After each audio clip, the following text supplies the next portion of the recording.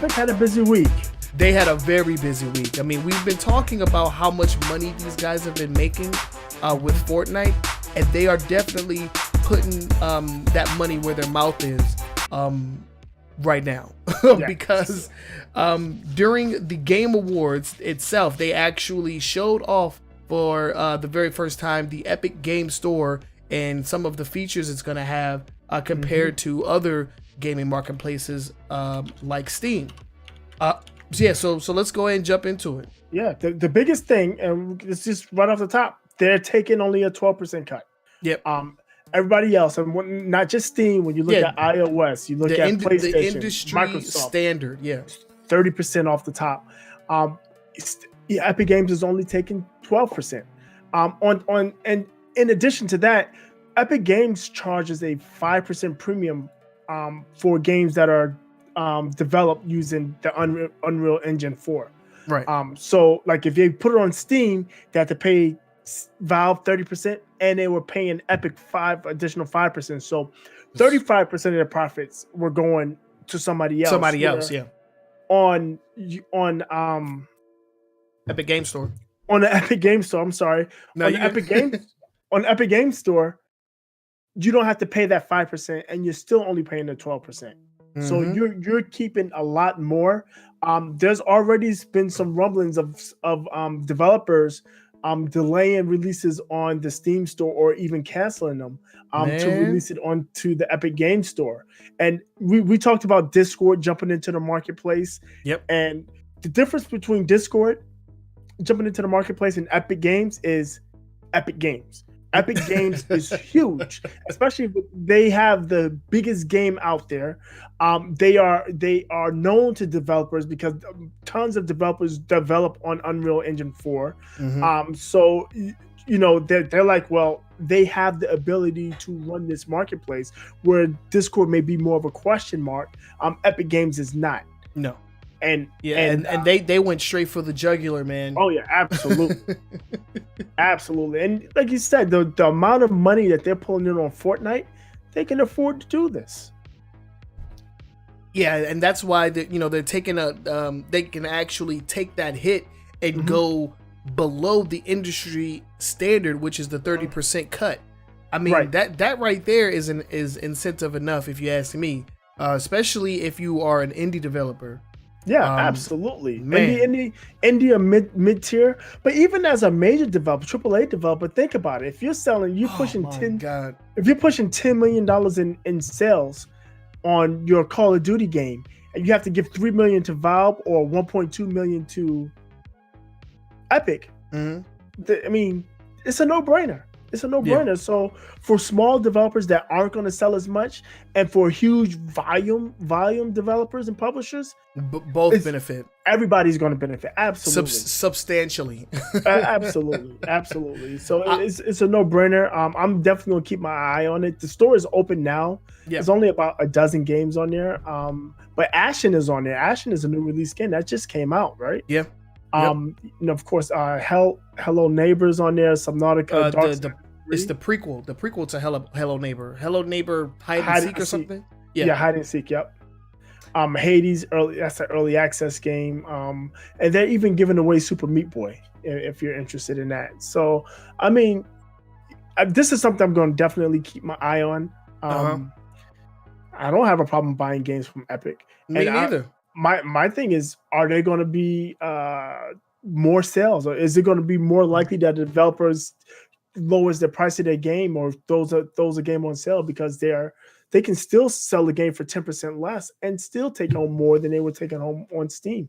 Yeah, and that's exactly what I was thinking. Steam, if anything, is known for their tremendous sales throughout the seasons. The winter sale, the summer sale, it's essentially the time where you waste money on games that you definitely don't have time for. But with Epic taking only a 12% cut, that should allow for the actual developer themselves to be able to lower the price of their game. But so just think if you can get your game for like 10% less, but it's only on the Epic Game Store. Right. Like, and, that's crazy. Yeah, because then they're still making 8% more than they would if they were selling it on another marketplace. So Right. It's going to be interesting to see how this grows and how fast it grows. I'm like I said, I'm definitely going to keep my eye on it. It's definitely a shift and a major shakeup. And speaking of major shakeups, the next story that we have involving Epic Games is more of an update. We talked about this last week as well, or the week before. I can't remember. We did a long form on it, right? As far as these game companies, being pretty liberal in borrowing other people's creations, right, to put into their game and monetize. Right. This is going back to the Millie Rock, right? Yeah. 2 Millie, who came up with the Millie Rock, or you may know it as a Fortnite player as the swipe dance, has filed lawsuit against Epic Games, saying that they stole his dance, they used it, profited without giving him credit or asking his permission. Right. And what I didn't realize, and we reported on this earlier, is that we said you couldn't copyright a dance move. Well, apparently you can. It just hasn't been done. I think that's what we were trying to say. Yeah. So yeah, 2 Millie copyrighted the dance move on December 4th, filed the suit on December 5th. I do have a little knowledge of how that works, and he's probably screwed. The reason I say that is the way the copyright works. If you don't copyright it and you make a public performance, you kind of lose control of that of that IP, that property. Yeah. So and I know this from photography. So if I took a picture and I posted it on Facebook and somebody ripped it off Facebook and started using it, and I don't have it copyright on it, I can go back and get a post copyright. But any use before that is kind of protected. Like I could possibly win damages, but I'm not going to win as much damages as if I had copyrighted, had filed for copyright before posted it online. Right. So once the public performance is out there, it's a lot harder to even though you can prove it's yours, it's a lot harder to hold the people that's copying it accountable. Right. Yeah. If anything, it'll probably just be removed from the game. If anything. Yeah. Yep. Probably that'd most likely be what they would do. But the thing is, what 2 Millie is suing for is damages. Because he's saying, well, now people don't know it's my dance; they think it's the Fortnite dance, and that damages my brand. So I mean, he can go that route and see how that works out for him. I mean, it's gonna definitely set a precedent because definitely. If this goes through, and especially if he wins, people are gonna have to. The floodgates are gonna open because and it's not just Fortnite. All of the games do it. Every game that has an emote has stolen a dance move from some popular culture reference. Be it a meme, a dance, like the floss dance you see. That's the little backpack head, Ellen DeGeneres. They got the Faison Love dance on there, or Donald Faison, I should say, dance from Scrubs. I mean, they got all kinds of stuff. They got the Drake dances in there. They got Beyonce dances in there. I mean, they got all kinds of they just borrow from popular culture, and I say borrow liberally. They borrow from popular culture and they stick it in the game. Yeah, I mean, my thing is, if they wanted to use that kind of stuff, they should have licensed it. Right. Epic Games has the money. We know they have the money. But they it would be even more amazing if they were to incorporate the actual source material. Like, for instance, the song, the song or the beat, right? Yeah, the beat, the song, something like that. That would make it 10 times better, in my opinion. Make the emote that much better, in my opinion. Right, and they didn't do that because what they're doing is they're circumventing that copyright. That's what they're trying to do. Yeah, it's like the Chinese company making the Revengers as opposed to the Avengers. The Revengers, man. Yeah, is that thing. So, we'll see. This is another thing I want to keep my eye very close on.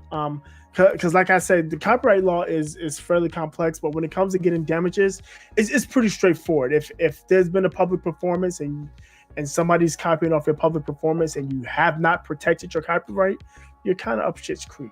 Yeah. Yeah, but we'll definitely wait and see on this, and we'll definitely update you guys, if anything comes out of it. But we have one more story involving Epic Games, and this is interesting. This right here shows me that Epic Games is no longer the company that I remember. The company that I remember that made games like Gears of War, games like Unreal Tournament, stuff like that. This is no longer that company, because news just came out that the Unreal Tournament, the new game that was being, I think, was it? It's out now. Is it out? Is it still in beta? I don't know what's going. Is it free to play? I don't know what this game's deal is. But it's over. Yeah. It's over. Yeah, but so it's huge to all of us old heads, right? Because like Epic, Unreal, everybody knows Unreal. In fact, the engine that they sell is named after this game, right? The Unreal engine. Exactly. Unreal Tournament. But Unreal Tournament has been irrelevant for years. It's been irrelevant for years. They tried to... I would say with the resurgence of games like Quake that, Unreal Tournament could have had a place. It could have, but it's been it's been irrelevant for years. I'm sorry. I love arena shooters, man. I love them. But it's been irrelevant for years. Nobody's been playing Unreal Tournament for years, like 10 years at least, where it was when it was in its heyday. And they tried to bring it back. It's just, one, they have Fortnite. Two, the amount of competition out there for it, they couldn't muscle their way in. And the fact that they couldn't get it on all of the platforms at the same time, it just was a losing battle for them. It makes sense that as they pivot towards Fortnite, more towards supporting the Unreal UE4, more towards this new marketplace, it's just really not space for this game, especially a game that's not very popular at this time.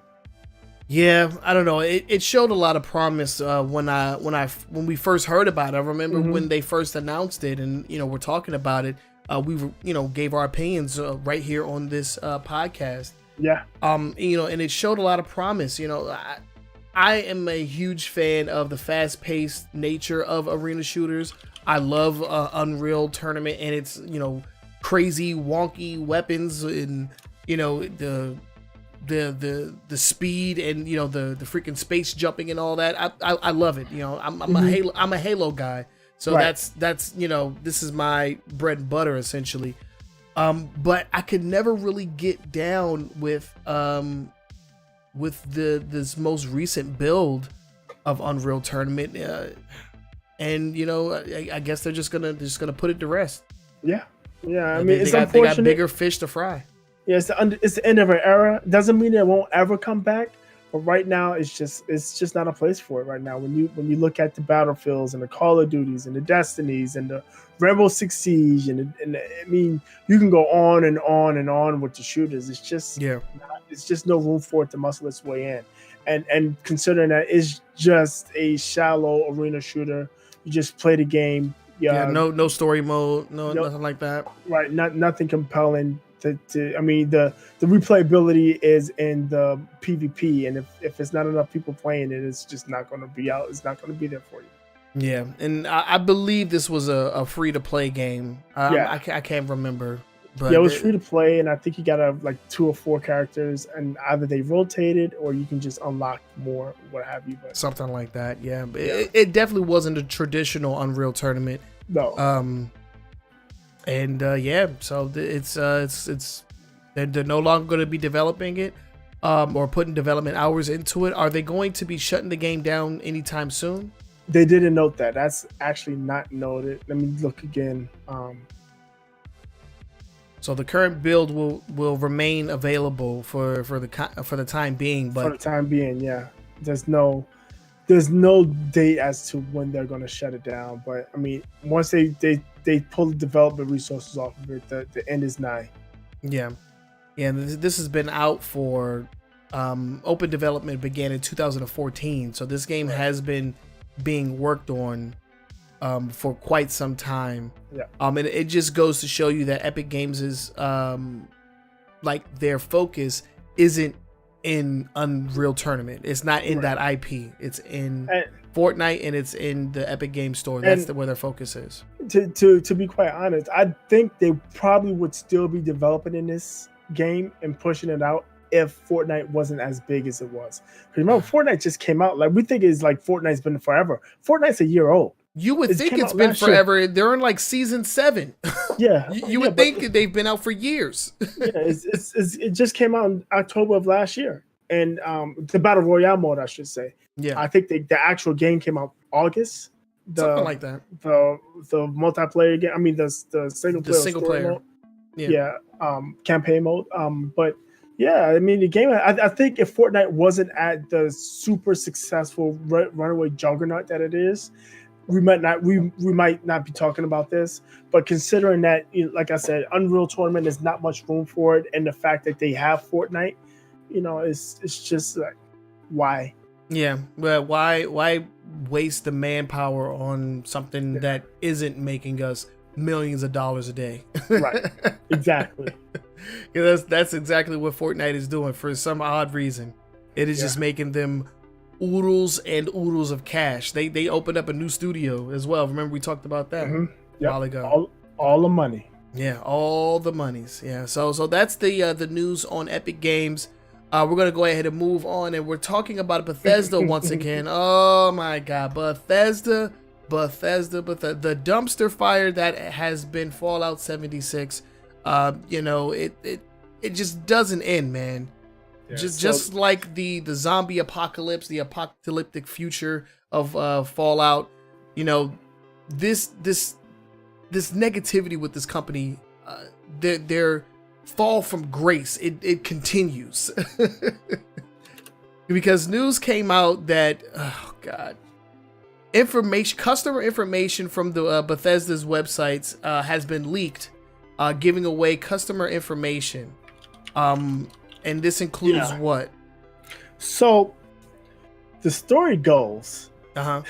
So we talked about it in the updates and corrections. Right. There's a website, support.bethesda.com. You go and open the ticket to get your canvas bag.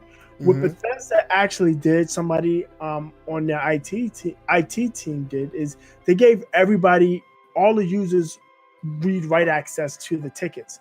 So basically, once you open a ticket, you can go and look at other people's tickets. You can open tickets for people. You can close tickets for people. You can click on a ticket and see all the people's pertinent information that they put on the site, to include names, addresses, phone numbers, possibly credit cards, email addresses, all kinds of, just whatever data you put in your ticket was there. So if the ticket had you fill out name, address, email address, username, credit card number, all of that stuff was visible. All I had to do was it showed up the list of tickets. All I had to do was click on your name and open up your ticket and show all your information.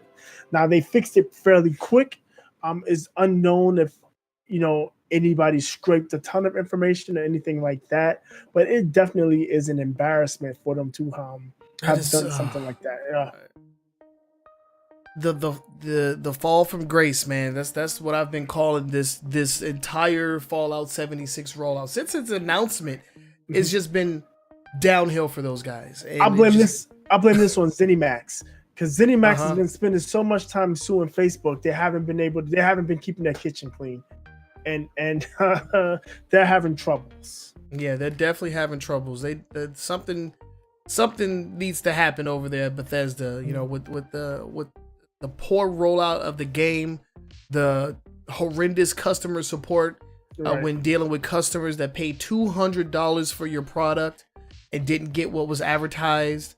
And then now you create a support page and everybody can see everybody's pertinent information. Come on, man. What's weird about this is this support page has been there for a long time. They didn't just open this page for this canvas issue. It's just their standard support page. So the question is, has it always been like this? Yeah. How long has this been an issue? It's come to light now because high profile issue with the canvas bags. Yeah. Right. But how long has that actually been an issue?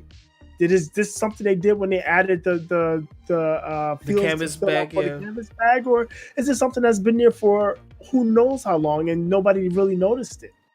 And if that's the case, how many people could have been affected, and how long has it been open like that? Yeah. So, it's just a horrendous mess.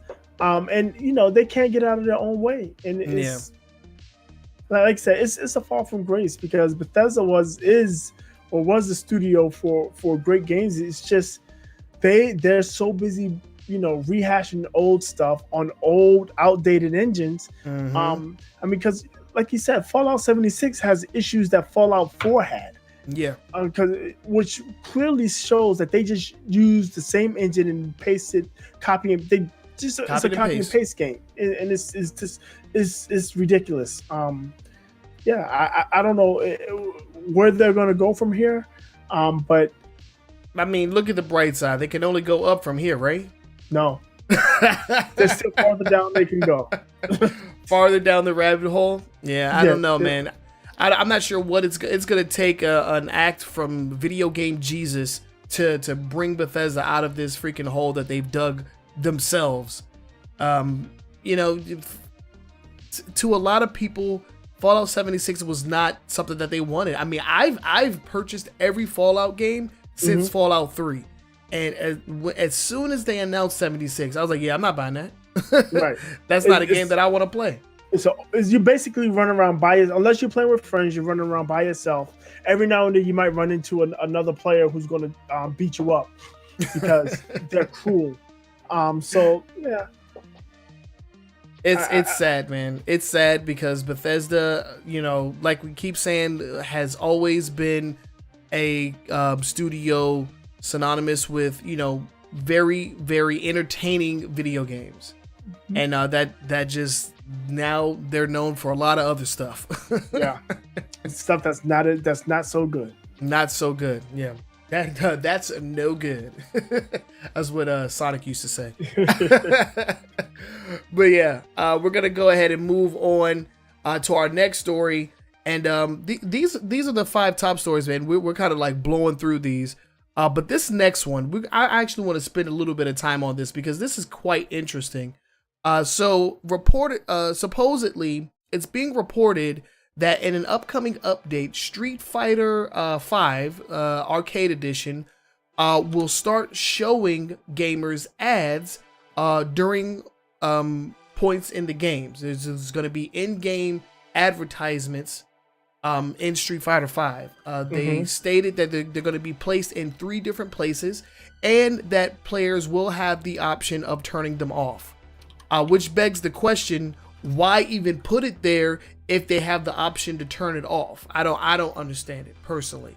Well, I mean, you always got to have options, right? So this seems to me as it's initially like a beta. It's a beta run, right? Yeah. So there's no mention of third-party ads. It's right now. It's only going to be what did they say? Capcom Pro Tour ads, Game Pass ads, and bundle or costume pack ads, right? Yeah. So basically ads revolving around Street Fighter 5 essentially. Right.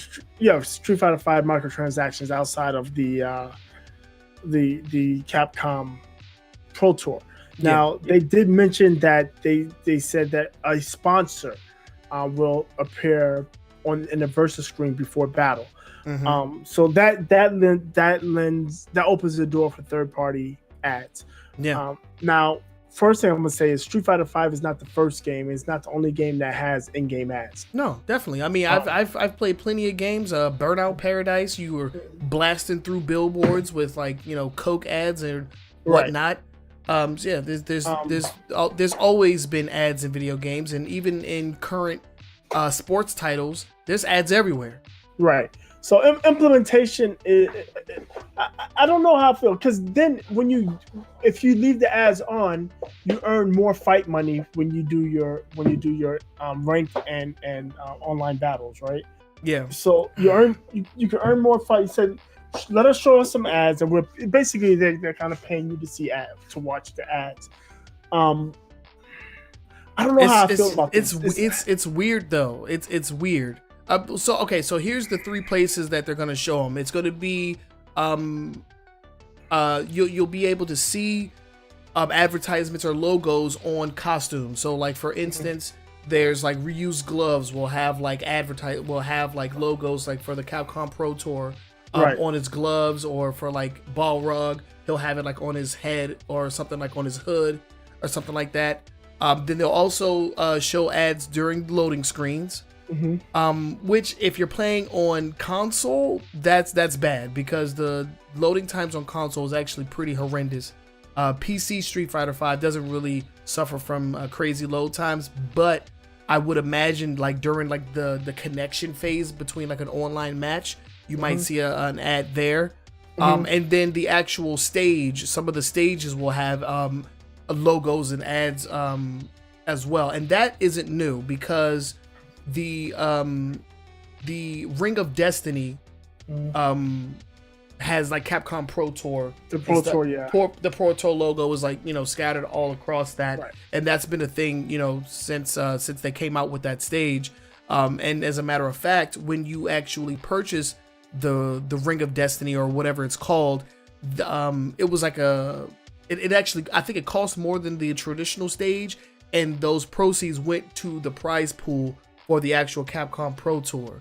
So it was like a huge like advertisement like thing that was going on. So that's not entirely new, but I do find it weird, especially since there's an incentive to basically just watch ads, because they'll give you more fight money when you're playing in casuals or ranked matches. The thing is you're not necessarily watching ads, right? It's just having ads on your screen. I did. Yeah. So true. The 2 images that are on there, I think these are from the Pro Tour. I think this is old stuff because it's not implemented. It's going to be implemented on the 11th. So tomorrow. Yeah. Or Tuesday, I should say. So it's going to be implemented on Tuesday. It'd be interesting to see exactly how that is. But I'm at the point where I would rather this than a million microtransactions. As long as it's not intrusive. So they put a Coca-Cola label on the floor. They put a Snickers label up in the back. They got Viagra's tags on the gloves. Who cares, right? Most of the time, it's unintrusive. It doesn't harm the game. It's not like it's covering a percentage of the screen or anything like that. I don't necessarily mind that. I can see where people would be upset, because again, I paid for this. Now you're gonna show me ads, but you also pay for cable and you get ads. You pay for Hulu and you get ads. So I mean that. I don't pay for Hulu. That's just free, baby. That's a straw man's argument. So I look at it as long as it's unintrusive, I don't care. And if they don't double down where they're showing me ads and they're charging outrageous prices for microtransactions, maybe the ads are effective and they start pulling back on the microtransactions, I'm all for that. But what I don't want to see it to be done distastefully, or I would hate to see it just starts being overwhelming. Yeah, that's why I would start having an issue. And I think this is the stepping stone for that. I just like everything else that's been happening in gaming, you have somebody comes out with some kind of like monetization scheme or advertisement scheme or whatever. They test the waters, it works out, and the next thing you know, across all gaming, all genres, you have this thing where everybody's just copying everybody. Yeah. So what I don't want to see is like, while I'm like, fast traveling in Assassin's Creed, while I'm waiting for that to happen, I got ads showing up on the screen, or or logos that don't represent like what's going on inside the game, or even if it does represent, even if it's in game. If I were to see like ads during Assassin's Creed telling me to buy stuff, that would make me mad. I don't want to see that. Right. Yeah, and it has to be when you start putting these type of ads in games, it has to fit with the game. I think sports games and even fighting games are some of the easiest to do ads because they're fighting in arenas. You're playing a sports game in the stadium, and naturally those places have ads, so it doesn't feel out of in real life. Yeah, it's not out of place. Yeah, if you're playing Assassin's Creed, you run around Assassin's Creed and you see a damn Coke machine on the wall, or you see like a banner with Powerade on it. You're like, that's garbage. That's out of place, and it takes you out of the mood of the game. So again, that's what I don't want to see. I don't want to see an overabundance of ads, and I definitely don't want to see like ad videos. I don't want videos. That would turn me off from any video game if while I was loading I had to watch like ad videos. We're turning into that scenario from from Black Mirror, man, where like everything just revolves around how much ads you want to watch, right? And I don't feel safe. Yeah, it's scary. Yeah, exactly. But yeah, that's what's happened with Street Fighter V. I haven't touched that game in a long time. I'll have to reach out to Mount Lover and see what he thinks about this. See if this bothers somebody like him, who is an avid player of Street Fighter V. And I'll get back to you guys on that next week. I'll give you Mount Lover's take on that. But yeah, a very strange change in how things are going. They're trying to nickel and dime you at every single point. Anytime that they can get some money out of you, they're going for it. And if shoving ads down your throat is one way, then they're gonna do it. They want all the money. Yeah. Not just some of the money. They want all the money. They want to remind you that they want the money too. Yep, definitely. Yeah. All right, but that's going to be it for Street Fighter V. Again, I'll let you guys know what Mount Lover thinks about that next week. But now let's move over to another story, and now we're talking about CS:GO. Yeah, I haven't talked about this in this game in a long time. Yeah, this is interesting. So CS:GO, I mean, this is the latest iteration of Counter-Strike. When was Counter-Strike first released? Like 1982 or something? I'm kidding. I think CS:GO was like 2011. No, I think it's 15. The current version of CS:GO is 15. Okay.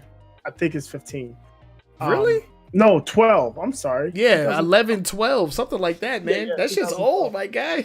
Yeah. What did I get 15 from? I don't know. I don't know. I think you were talking about like Team Fortress 2 or something like that. I think that's 2015. But yeah. But yeah, CS:GO is going free to play. Finally, right? Yeah, finally, right? And on top of that, it is going to add a battle royale mode. Oh, now, big shocker. Yeah, their mode is slightly different. It's not 100 versus 100. It's 12 on 12. If you're doing solo queue, is 16 on 16. Mm-hmm. If you're doing team play.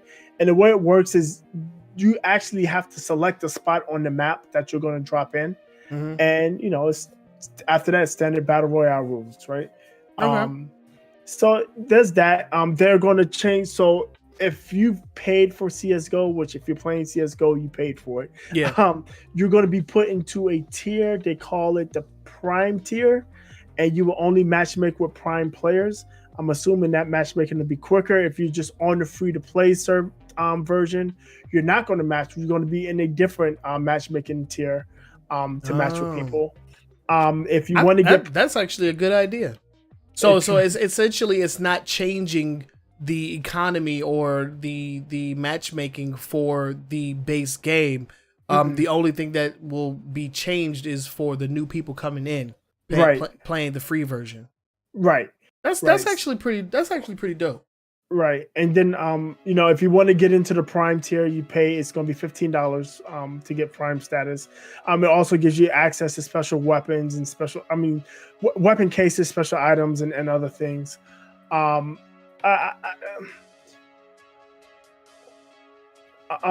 course, the player base is complaining about it because it's changed.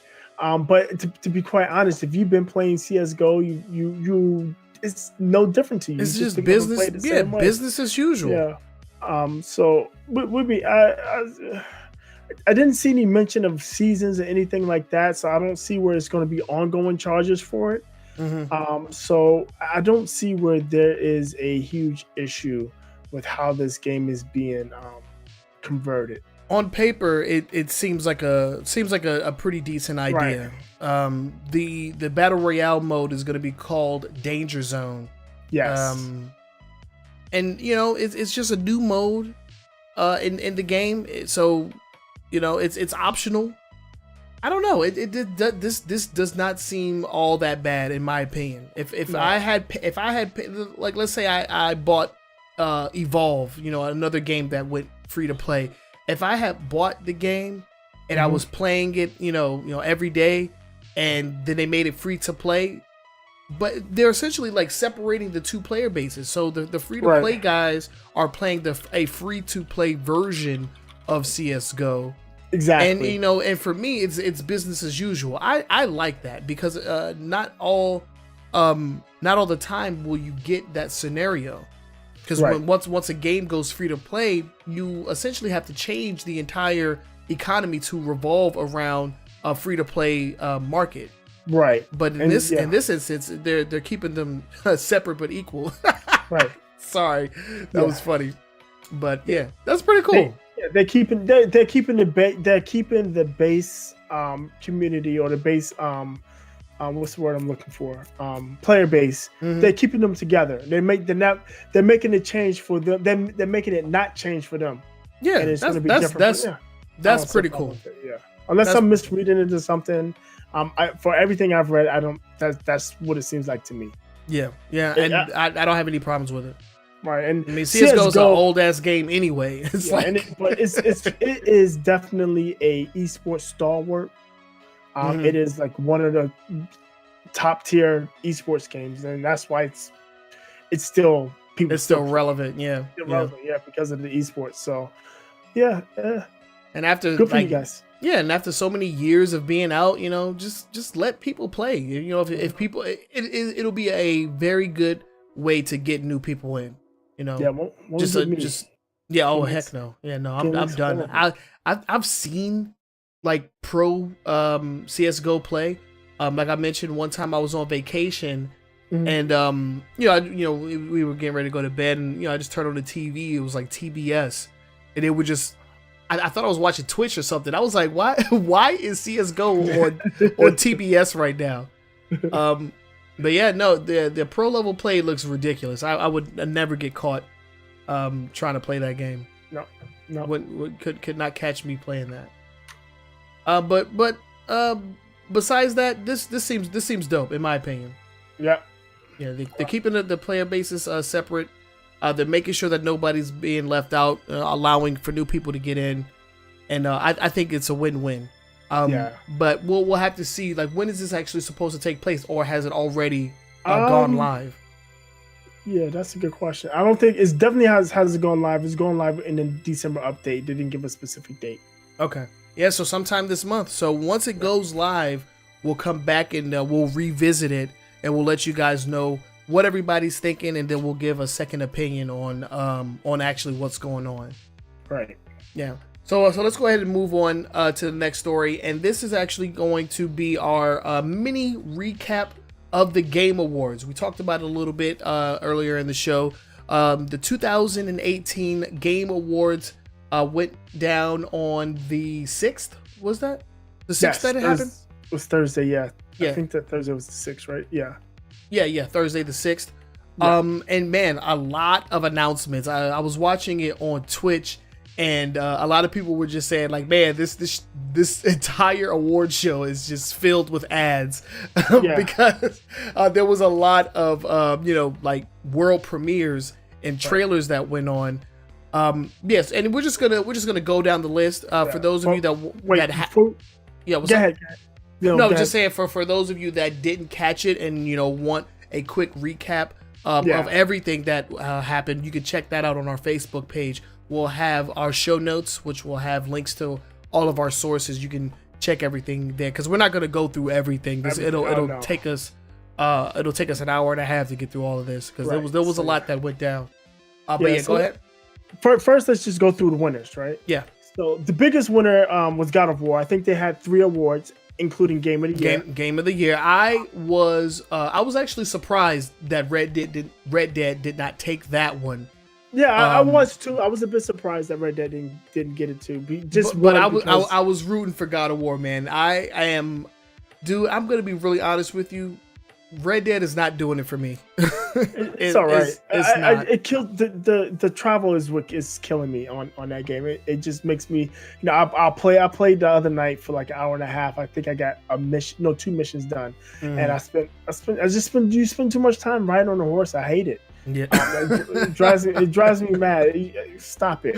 But I think what helped God of War is because of the slight pivot it did from its normal just maniacal hack and slash game to a more well-rounded adventure game. Yeah, it's a story-driven, like action adventure epic. Right. I think that did a lot for God of War and helping it win the awards because before God of War was just a platform and hack and slash, right? Yeah, essentially. Yeah. And it, they moved it into more. It's still linear, but it was definitely a more, like you said, a more epic story-driven adventure, and it was very well done as well. Yo, what was your boy wearing though? The voice actor for Kratos, what the hell was he wearing, dog? Man, I'm not gonna get into that because when you get a bunch of video game nerds, you get them a couple of dollars, and they still don't know how to dress. Man, he had the man bun going on and everything. I was like, who is this guy? Hipsters, man, he's a hipster. Yeah, there's a big ass hipster right there. Yeah. Couple other notables. Fortnite won for best ongoing game or living game. They beat out games like Destiny 2, No Man's Sky, Overwatch. I was surprised at that as well. I mean, there's no surprise that Fortnite won. Yeah, because Fortnite is huge, and on top of that, Overwatch is older. Even it is, yeah. So Overwatch had its year. Overwatch came out in 2016, and for 2016 it pretty much swept everything. So I think it won ongoing game last year as well, didn't it? I think so, yeah. And it did win esports game of the year this year as well. Celeste won best indie game. I've heard a lot of good things about that game. I actually do want to give it a shot. It's dope. It's a dope game. I thoroughly enjoy it. It's an action platformer. Awesome soundtrack as well. It's good, and that's coming from me, and I'm a platform junkie. So Celeste is dope. What else? Forza won something. Yeah. Forza won best sports game of the year. God of War also won best action game. Monster Hunter World won best RPG game. I was happy at that, which is worthy. I think that was good. I was surprised Dragon Ball FighterZ won best fighting game. It beat out Street Fighter, Soul Calibur, and Blaze Blue. I don't know why Street Fighter was on this list. Like, that's not a new game. Yeah, I guess you're right. Overcooked 2, which is surprised me, beat out Nintendo. It beat out 3 Nintendo games. It beat out Mario Aces, Tennis Aces, Super Mario Party. Trash. It beat out Super Mario Party, and it beat out Labo. Best family game? Yeah, best family game. Yeah. Overcooked 2. Overcooked 2 is fun. Me and Mount Lover have been streaming that on and off on my personal Twitch channel. Man, that game is fun. That is a fun game, dude. I love it. And other than that, it's a lot. I mean, there's a bunch of technical awards. If you want to look at the esports stuff, the best esports player was Echo Fox. Sonic Fox. Yep. Sonic Fox. I say Echo Fox. But Echo is his brand, is the brand that's his sponsor. Yeah. And his Sonic Fox. Best debut indie game, The Messenger won that one. Messenger is another platform heavy arcadey style game, more on the vein of like the old school Ninja Gaiden series on the NES. So that was fun that won that one. Now, my biggest surprise in these game awards is who didn't win. Insomniac, Marvel's Spider-Man got shut out in all categories. It was up for game of the year. It lost. It was up for adventure game. It lost. It was up for game direction. It lost. Narrative. It lost. Yeah. I mean, it just the score, music. It lost. Yeah. I mean, audio design. I mean, it was up for almost everything. It was up for best performance by actor. Yeah. Voice actor. I mean, it was up for so many awards, and for it not to take home one, that's what you get for not letting me play. Hey, I mean, Marvel Spider-Man was definitely a highlight this year, right? But what I can say probably didn't deserve as many nominations was Assassin's Creed Odyssey. That was not a Game of the Year contender in my book. Yeah, I felt like it was only like in two or three categories. I felt to me it was nominated just as filler. We need more games in this in this category. Yeah, I don't know. I mean, and then like I think it was like in the art. Was it in the art design? Because to put in the art design would make sense because it is. Well, yeah, because with all the history and stuff involved with ancient. I think it's ancient Greece. Yeah, it was like Athens and Sparta and all that. So that's impressive. But yeah, they didn't take anything home either. Yeah. But I mean, yeah, man. I was really surprised that Spider-Man couldn't win. I mean, if they gave God of War Game of the Year, can you give? I mean, the Game of the Year, can it lose in its own category too? The action adventure, probably not, right? So it has to have both. Yeah, so, you can't win Game of the Year, but Spider-Man was a better action game, right? That doesn't make much sense. Yeah, I think they just need to come out with more varied categories. I mean, the categories that they had, I don't know, it seemed kind of stale, and it definitely set up for one game to kind of just take multiple awards just based off of a couple of factors. Right. So, the video game award season is coming up, so we'll see what the aggregate is. I think by the end of February, all of the awards have been given out. We can figure out by aggregate who won the most and who was the undisputed champion. See, that's where your echo feature the game. Hold on. Do I have it? I don't even think I have it anymore. Where's my freaking effects? I don't know what is that it? No, that's robot, man. That's auto tune. That's the auto tune. I don't know what happened. I lost it. But yeah, I thought I just found that very surprising that as good as Spider-Man has been reviewed, as everybody I've talked to that have played that game thought it is the greatest thing or one of the best games they've played in the year. For it not to win a single award, I thought that was odd. Yeah, it's like odd. Leonardo DiCaprio not getting his Oscar. Yeah, but when he got it, he hasn't done the movie since, has he? I haven't seen him in a while. He's like, yeah, got my Oscar. I'm done. Peace. Done. So we out of here. So now the second part of the Game Awards was super interesting as well. The announcements. And I felt the way the announcements were coming fast and furious. This almost felt like it was a gaming convention. I mean, it seemed like it. They released a lot of stuff. Rage 2. They showed something for that. Yeah. Ed Boon, he gave away the award for Forza for the best sports game, but before he did that, he showed most brutal Mortal Kombat trailer I've seen in a long time. Very long time. Brutal mess. Yeah. But it looks good. I mean, it looks good, and it's coming out on the Switch. Can you believe that? Can you believe it? Mortal Kombat 11 coming out on Switch. I hope it's not censored. Super Nintendo days. Oh Lord. Oh yeah, I remember that. I remember the Sega Genesis boys. We was like, yeah, we got blood, baby. Yeah. But yeah, that looked really good. I haven't played Mortal Kombat in forever. And matter of fact, I might try to pick this play Mortal Kombat X because it's on Game Pass now. Yeah. I played Mortal Kombat X 10, whatever 10X. Yeah, I wasn't a huge fan of it, We talked about this multiple times. The PC version had a very, very shitty launch. It was developed by an outside studio, and it was ass. So that kind of turned me off. Other than that, I honestly haven't been a big fan of the NetherRealm style of a fighting game since Mortal Kombat 9, which was I think it was the last game.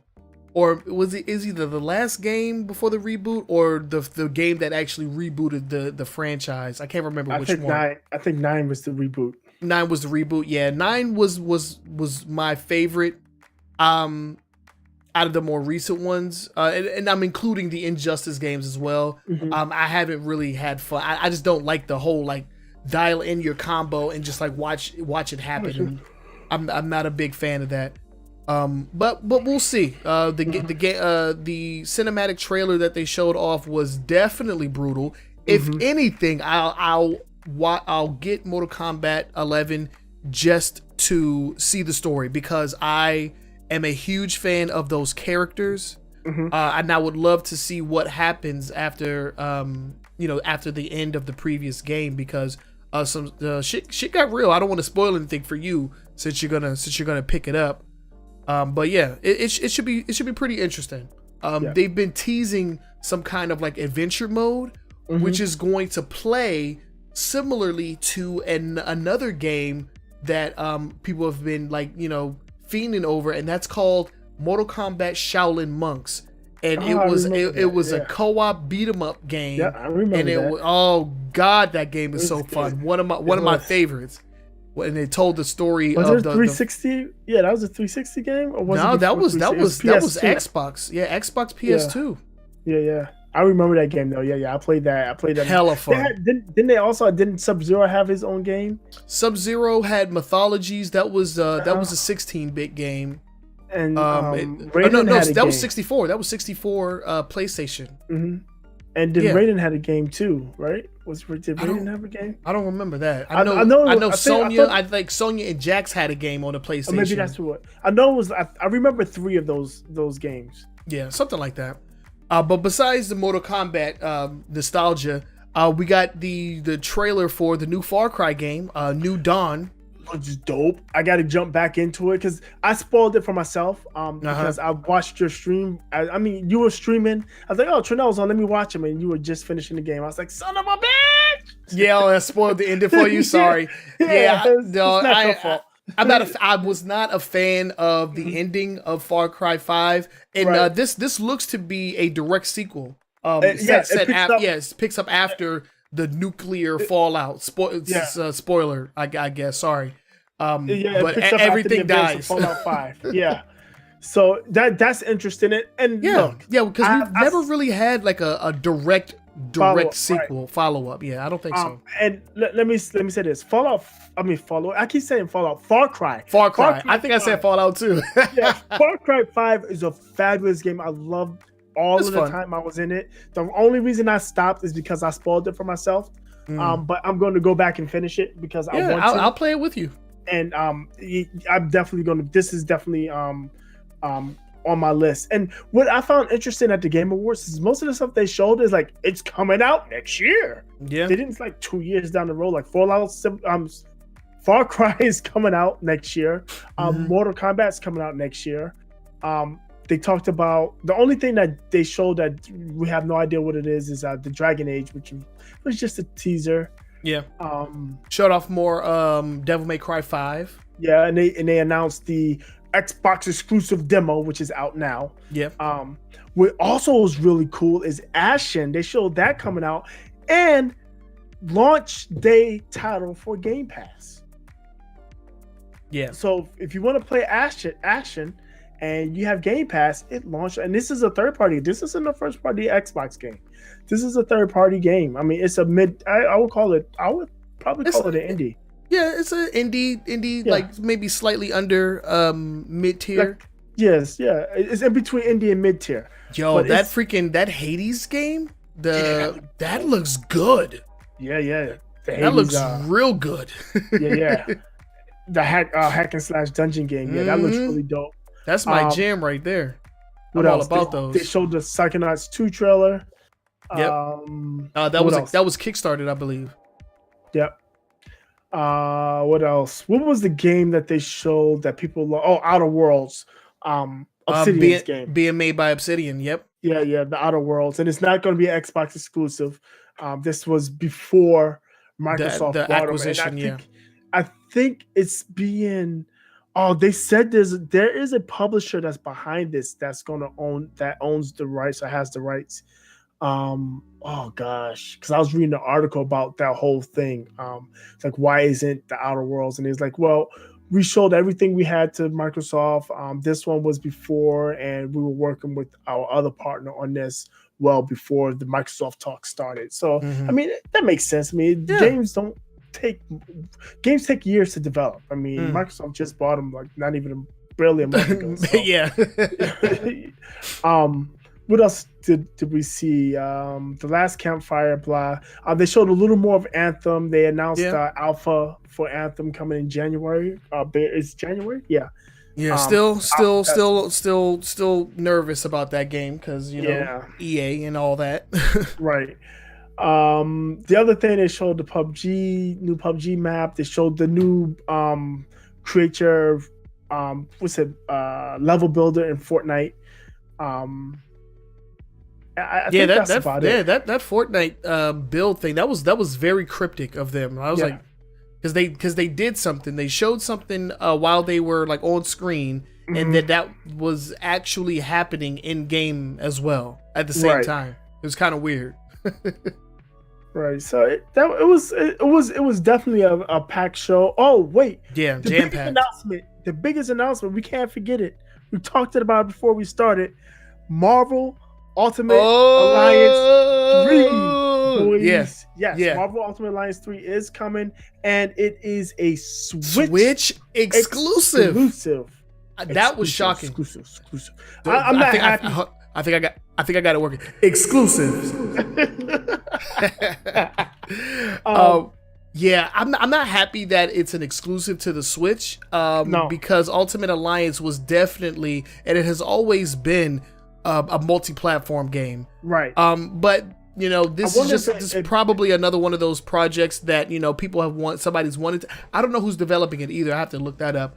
But I think it's another one of those projects where somebody wanted to make it, and Nintendo was like, okay, we'll pay for it, and that's why it's coming to fruition. Right. Because I wonder if it necessarily is it a because they didn't say it was it's exclusive to Switch, but it could be a timed exclusive. I don't know. Either way, I'm getting it. Because on the Switch. I'm trying to find out who's developing it. It's called Marvel Ultimate Alliance 3: The Black Order. A couple things that I've noticed that kind of turns me off a little bit. Yeah, MCU boys. Yes, it looks to be off of the MCU universe. And on top of that, it kind of reminds me of the game we play. Strike Force. Yeah, the game you play. I haven't. Yeah, man, I had to put it down. Yeah, some of the character models remind me of that as well. Because Ultimate Alliance, and by proxy the original, the precursor to Ultimate Alliance, the X-Men Legends series, was developed by Raven Software up until Ultimate Alliance 2, which was developed by Vicarious Visions. Vicarious Visions developed. I believe. Let me see. Developer. Yeah, Vicarious Visions developed Ultimate Alliance 2, and that was a completely different game. Didn't play like any of the other ones that we've seen. So I'm not sure who's developing this third iteration. There's a couple things that I'm wary about, especially since Wolverine seems to be the only X-Men character. Yeah, that Marvel Ultimate Alliance. I mean, the MCU boys. That's what yeah. Yeah, it's essentially just telling the story of Infinity War, pretty much. And this is what we've been talking about. This is something that I've been wanting in video games for a long time. I want comic book stories represented in fun to play video games, and we haven't been getting that in a long time. And so hopefully this will allow us to move forward in that direction. We definitely there's been tons of events and stories that haven't been represented in video game form. This could be the launching pad for that. So I'm excited. I'm definitely going to pick this up, but now I definitely have an incentive and a time frame because we need to get through the first two. We're going to be live streaming that whenever we get the chance. I cannot wait for that to happen. Yeah, because we got to beat those two before we play the third one. Before we play this one, yeah. And I do like the cartoon. I like the art style, the more cartoony art style. I kind of like that. Yeah. I see. There seems to be more different types of enemies outside of the Black Order and like Thanos and all that. We saw Spider-Man look like he was fighting with Thanos. We saw Wolverine and it looked like he was fighting, he was fighting against Sentinels and stuff like that. Right. So hopefully there's more of a branching story arc that culminates in like, a huge event. Because, I love comic books. I love video games. In theory, that should make like a perfect match made in heaven. Right. But nobody's been willing to risk it lately. That's not always been the case. Yeah. Yeah. But yeah, I'm definitely into that one. That was probably my most excited. That was a shocker. Team Ninja. Team Ninja's developing it? Yep. Team Ninja. Wow. Okay. That's Ninja Gaiden boys, right? Yeah, Ninja Gaiden boys. Yep. Ninja Gaiden or Neo. Yep. Okay. So that means that the combat got about to be on point. Yep. Okay. Yep. Okay. I'm with it. I'm with it. Yep. I was already down. Now I'm with it. Yeah. Jeff Keighley actually tweeted it. Oh, and this is a direct quote. Oh, and that Marvel Ultimate Alliance 3 game, the developer, Team Ninja. Okay. Yeah, we in there. Yeah. I'm definitely in there. I'm gonna pre-order on Friday when I get paid. Are the pre-orders up yet? Nah, I don't even think they are, but still. But yeah, I'm definitely getting it for sure. Yeah, I'm definitely getting that one. But yeah, that was just a quickie recap of the Game Awards. Again, like I stated earlier, if you want to check out everything that went down there, we'll have links to the winners, the different categories, as well as a full list of the announcements that they showed off. All of that will be featured on our Facebook page, so make sure that you follow us and like us on Facebook because we post a lot of information there for you guys as well, and you can interact with us there as well.